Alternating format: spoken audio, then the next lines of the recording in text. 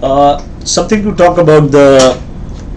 I'll be talking about something like allergy and food, and there are five most likely allergic foods which each of us faces when we have. I believe this is one of the triggers for the chronic diseases.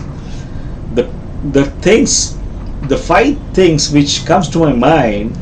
One thing is the wheat and corn, wheat and corn. The second one is the dairy products, milk and milk based foods.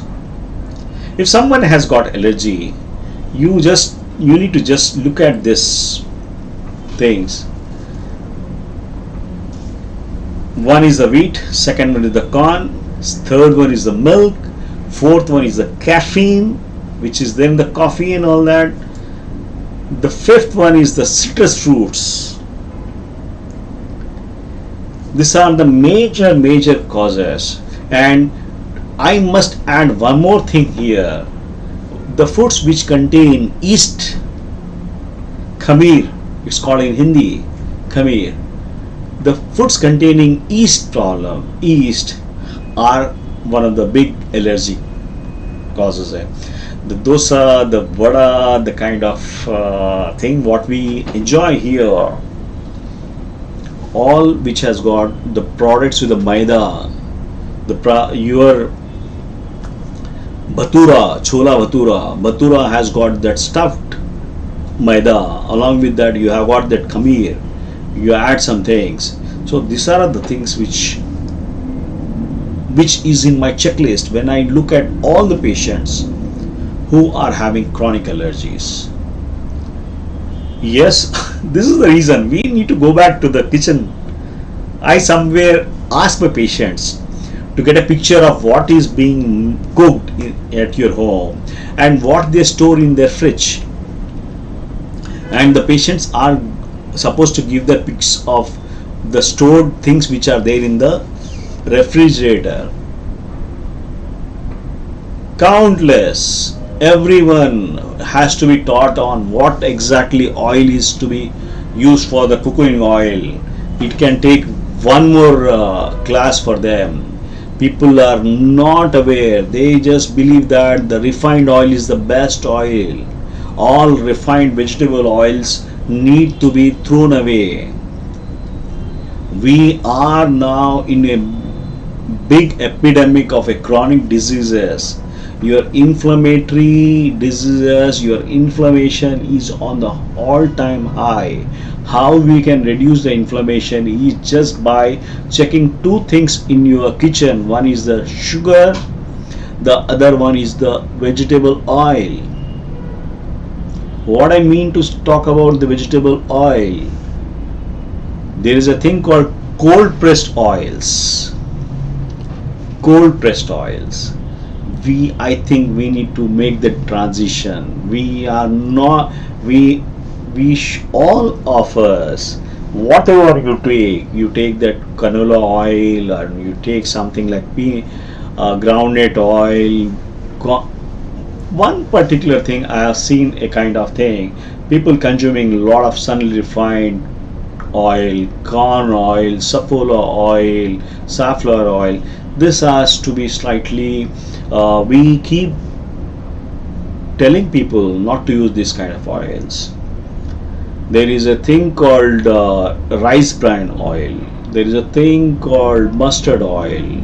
There is a thing called this mixture of oils.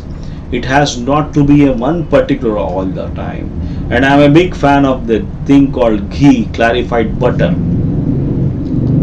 We need to use it judiciously if we want to keep our inflammation means it starts from the arthritis, it can go up to cardiac inflammation. Your body, when you give this kind of foods, you give this kind of oil which increase your arachidonic acid levels, which increases your bad prostaglandins, and you are sitting over the deck, it is bound to cause some ripples in your health.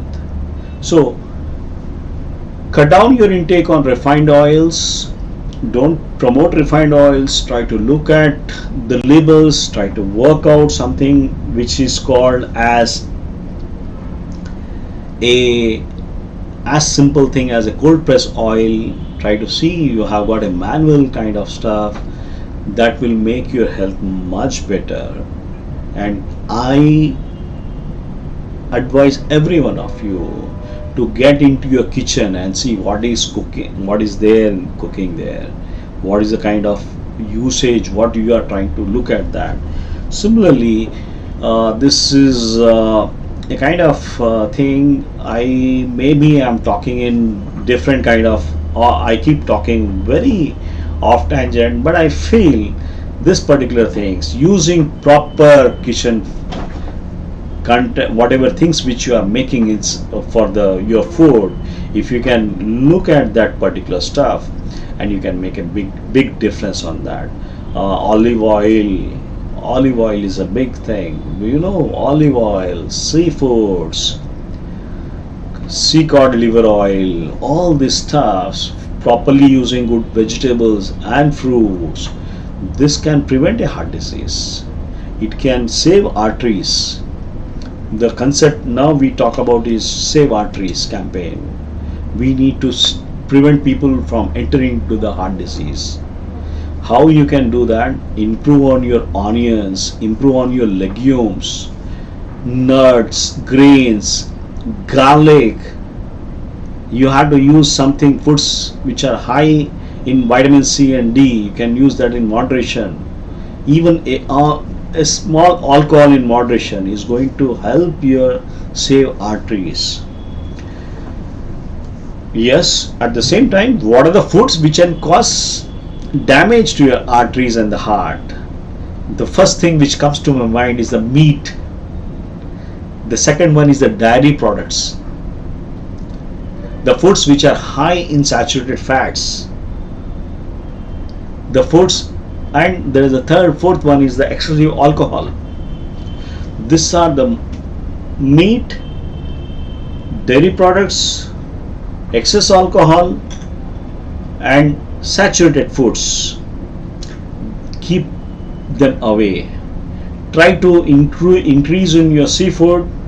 When I talk seafood here, we are slightly cautious here. We cannot be somewhere there's a contamination of mercury in the fish and all that. So we keep telling people to take out the skin and start using this particular stuff. Or you need to take off the skin from the fish and use it. It's better to use something like salmon fish or some other sea fish rather than using the freshwater fishes. Contamination is too high in this part of India. Increase on your nuts, grains, and all the vegetables and all that. And you need to look at something, the label. You need to look into organic kind of stuff. We are in fact telling our patients to start growing their own vegetables. Yes, I'm. This thing is getting popular here. Home kitchen. There is a kind of thing. People, I believe, we need to get away from all these pesticides and all this business. Somewhere, whatever we are getting, that vegetables and all that over the counter, it is laced with all chemicals as well as the pesticides, glyphosate and all that. So increasing your this particular stuff, it will help in a big way. I will definitely go into some other aspects. Let me take a break.